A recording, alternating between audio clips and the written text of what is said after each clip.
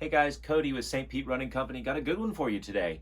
We are going to compare Saucony Endorphin Pro 3 with the Endorphin Speed 3 and also a trip down memory lane with the Endorphin Pro 2. So special thanks to Saucony for sending us some early versions of these shoes, and the rep even brought us some snacks. So hey, thank you for those.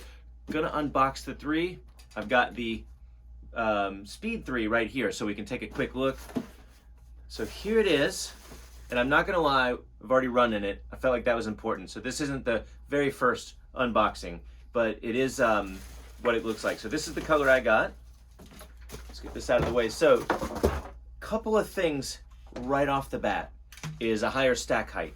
So 39.5 millimeters in the back, about a 10 mil offset. So that is almost the legal limit. I don't think you can go past 40 with one plate in it. And so it's still legal for people to run, set a world record in this shoe, things like that.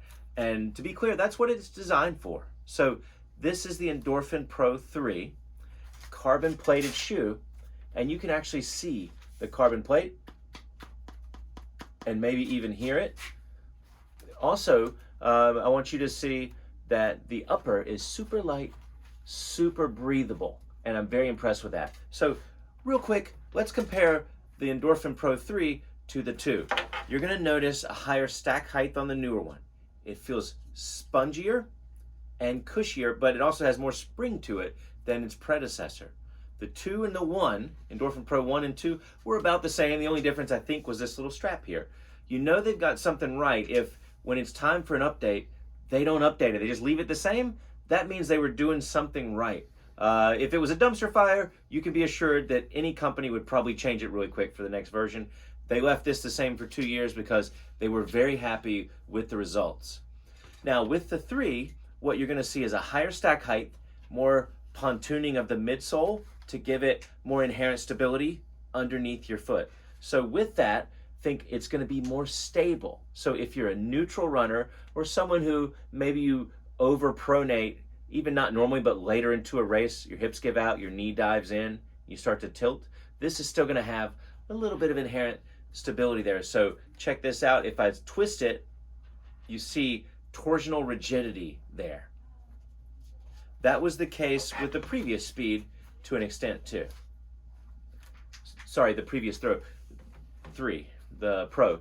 This one is the Endorphin Speed 3. So the little brother to this shoe. Now they needed to delineate these a fair bit. What was happening the past 2 years is somebody would come in for a Pro and leave with the Speed because there wasn't enough difference.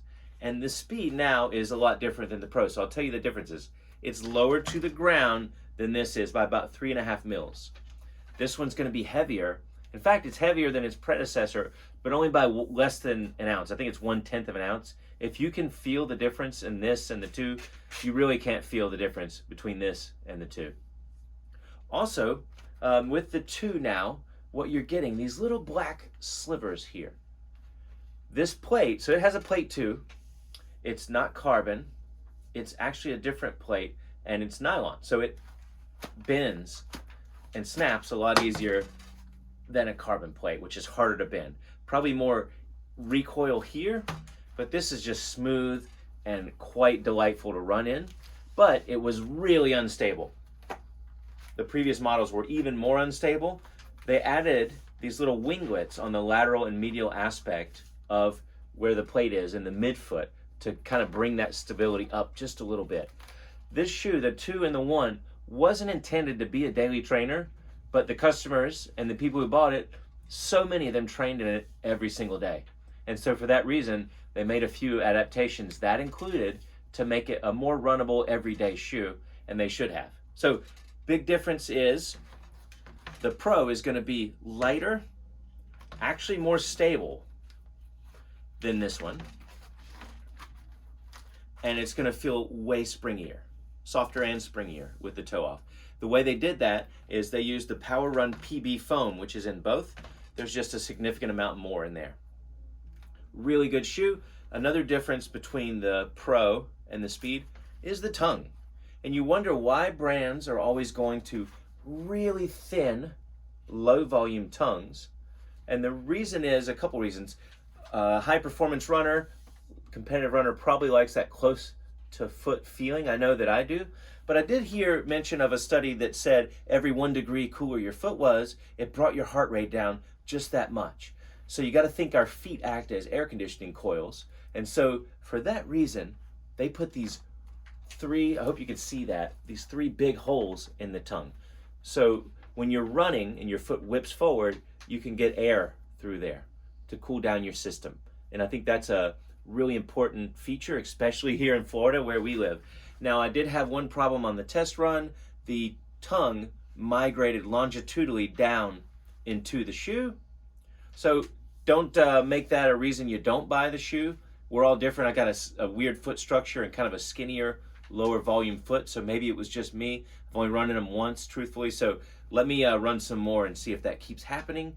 One possible solution is not intended to be that way, but I cross the laces through that hole and out to keep the tongue from migrating towards the toe of the shoe.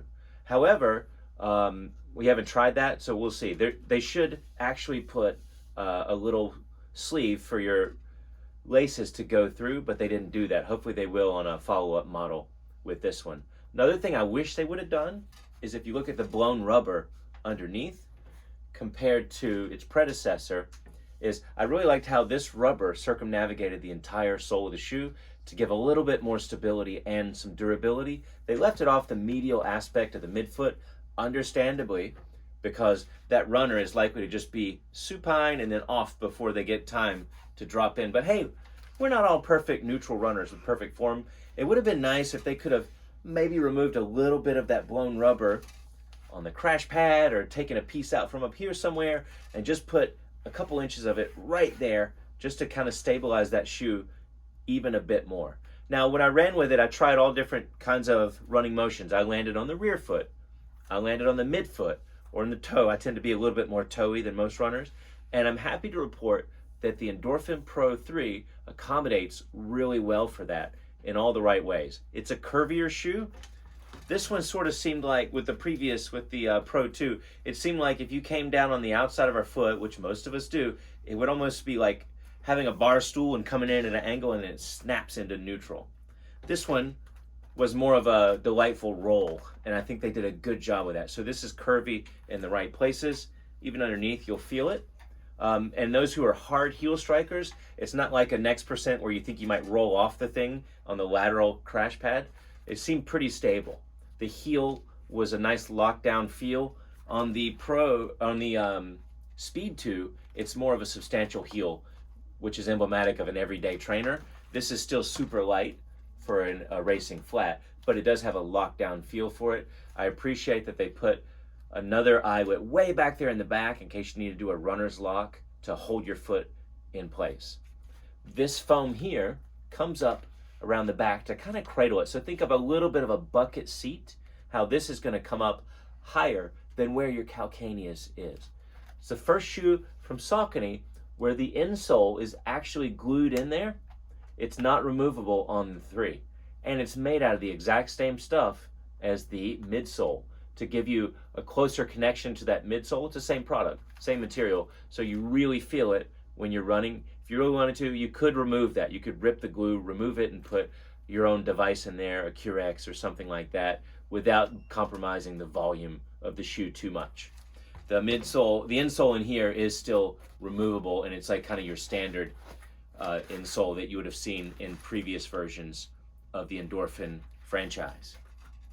When I ran with it, I will tell you that after a few miles, it felt unmistakably Saucony. Meaning, if you were running and you were blindfolded, don't try that at home, and somebody said, "What shoe is this?" you would probably know it's a Saucony. And that's not a bad thing. This is a shoe from a company that they kind of just get lost on your feet, and running, particularly racing, is hard enough. So if you're not thinking about your shoe, there's just something there at the end of your legs, which are levers, probably a good thing. I was thinking about it a lot the first half of the run when I was trying to run with different strides to really understand what they might be experiencing when people run in it. But the second half of the run, I just kind of ran. And you kind of get lost in the shoe. You get your cadence going. If you're a long loping stride or a short quick step, like you're almost on 2 wheels, both of those runners could benefit from this. So Really impressed with the adaptability of this product. So that's the Endorphin Pro 3, long awaited. The S plate's doing well. I think you're going to like it. If you like this and you're interested, I really think, because it's such a different shoe than the two, you probably should just go to your local running shop, whatever part of the world you're in, try it on, run on the treadmill with it, really experience the shoe before you spend any money on it, because it's a significant investment and you're supporting your local shop that way. But if you're going to do a race this fall or anytime soon, definitely consider this for just your races. Or the addendum is, if you're an overpronator and you need a high stack, go fast shoe for your speed work and races, you could probably do that because it has a bit of that stabilization built into it. And if you're going to wear the Endorphin Speed 3, the reason you wear this is as an everyday trainer that's light, fun. It encourages you to put your shoes on and just go out and run. Also great for tempo runs, things like that. But hey, most of us save the racing for the Pro, and your training and tempos in the Speed.